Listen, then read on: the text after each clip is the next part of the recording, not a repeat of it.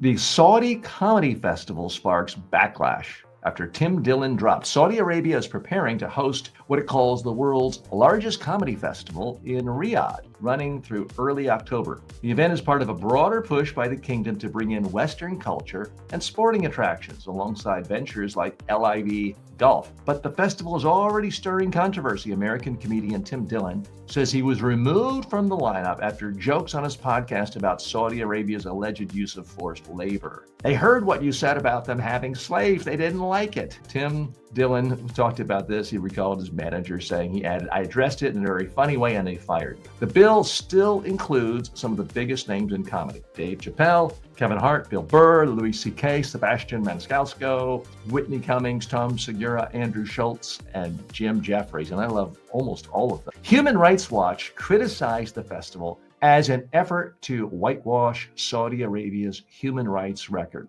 urging comedians not to be complicit in covering up the abuses of a repressive regime.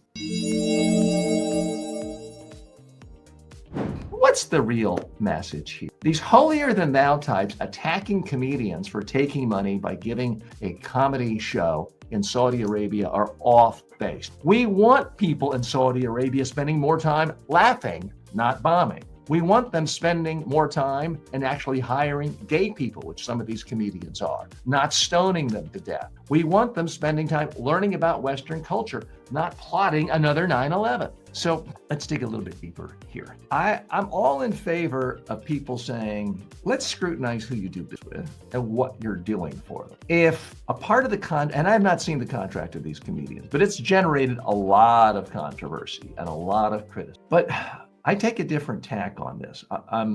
I too am concerned about Saudi Arabia and the fact that they hack up and kill journalists and put them in a suitcase and their own embassy is not something I'll ever forget. So yes, there are terrible things. If they were hiring these comedians to say, here are messages we want you to read on your social media and in front of our people saying, this is the best country in the whole world and we treat people better than anyone, fine. Let's criticize them for that if they are going to be absolute propagandists. But that's not what's happening. Now, I'm imagining in what I've heard, I haven't seen the contracts, they are supposed to avoid directly criticizing the kingdom and the leaders of the kingdom. But still, this is a crafty group of really rich, powerful people. Now, Tim Dillon said that he reported on his show, and I do listen to his show. He is very funny. I don't agree with him on a lot of things, but Tim Dillon is extraordinarily funny. And I actually heard the show that got him kicked out of this festival because he was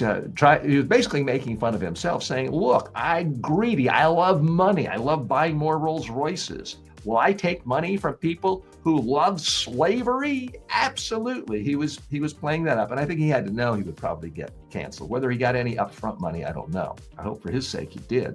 But here's the thing. This is not a clear-cut black and white issue. If you say a particular country is doing awful things and they have backward ideas about how women should be treated, how gays should be treated, how you treat how you treat journalists, how you treat people with different ideas, then why wouldn't you want them exposing themselves to more people with more ideas from different cultures? I mean, these comedians, there are a lot of different comedians there across the political spectrum. Some like Tim Dillon associated with, and someone like an Andrew Schulz associated with the far MAGA right. Others, Whitney Cummings and others, associated with liberal and centrist and democratic values. So they're exposing their society to a lot of different perspectives, which, why is that not good? You know, we criticize this culture for being closed. Now they're opening up. Isn't that what we want? So I think the critics of these comedians going and taking them and doing anything for money, I think they're off base. First of all, do we want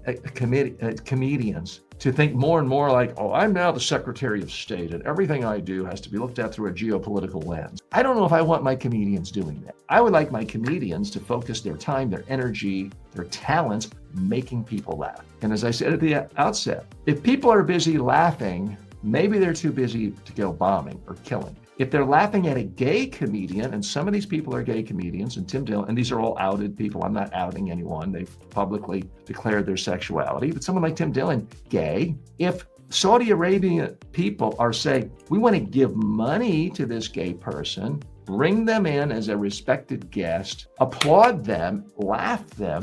Isn't that what we want? Do we want them saying, no gays allowed in our country? Let's continue stoning to death gay men. Is that what we want? I don't think so. The whole point of saying, here's a country, or for that matter, here's a person doing things that we believe are immoral, bad, harmful to the world, despicable in some way. The whole point, pointing that out, is to try to get them to change. Now, am I suggesting that just because a bunch of comedians go over to Saudi Arabia and make a lot of money and people get some chuckles, that the next day, everyone in Saudi Arabia is going to say, hey, you're right. Let's open up. Let's be a Western democracy. Let's have elections.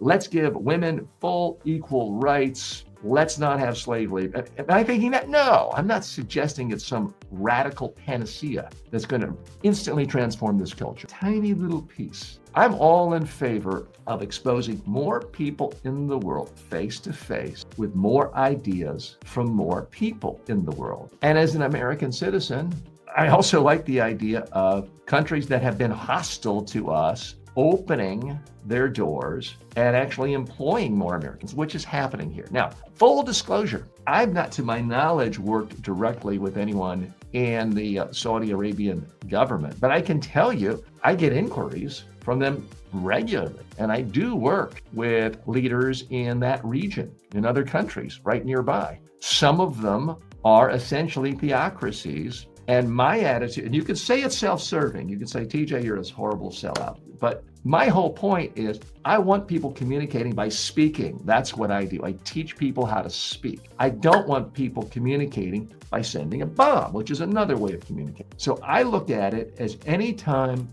someone wants me to teach them how to communicate more effectively, that in general, that's a good thing. Have I turned down some clients because I just find them personally so ideologically distasteful? Yeah, I have, but that's not some great virtue. That's just a personal preference of how I like to run my business. But if the Saudi Arabian government calls me and says, we want you to teach media training and public speaking training to our top leaders, our top government officials, I would say yes. Now, if they ask me to craft a message on how they can lie, I'm not going to do that. But I do think in general, the more the world communicates by speaking, by talking to the media, by having open media, which is something traditionally not very popular in Saudi Arabia, the better off we are. I want to train people how to answer a tough question from a reporter in a skillful, strategic way, not saying, hey, I don't like your question. Why don't you go over here to this room and my goons will be in with a hacksaw and you'll never ask anyone another question. That's what we don't want. So that's why I personally take the attitude of it's good to go to countries where people don't have your values if you can be an evangelist for your values and if you can practice your values. And these comedians, by all accounts, we're going to tell jokes. That's what they're paid for. They're not there to read propaganda scripts. Now, should they be willing to not talk about certain subjects? You know, that's a questionable line, but I gotta tell you, that's a part of the deal with a lot of things. You know, if you get a sitcom on ABC News or ABC Network and you work blue and you use a lot of profanity normally, they're gonna tell you, okay, we're gonna give you a sitcom, but you can't curse. And that's a deal most comedians are willing to take. So I don't see that as much difference. Here's the other big point I have. Again, I call it like I see it. I'm not here as a pure ideologue. Sometimes I do think conservatives make a lot of good points, like the fact that the US government shouldn't be trying to support other countries' economies, which we'll talk about in the next issue. Sometimes I think those on the left and the liberal side of things make good points. And in this case, I do not think that the dominant liberal and left-wing message of this is awful because these comedians are making people forget about the fact that Saudi Arabia has slavery. No, they're not making anyone forget. I'm talking about it. I've seen more talk about how repressive the Saudi Arabia regime is in the last couple of months since the announcement of this comedy show than in the previous year or so. So I'm not buying that argument that it's whitewashing human rights abuses. If nothing else, it's starting a conversation about their human rights abuses, which is a good thing. I'm TJ Walker. This is Filtered. Thank you so much for watching.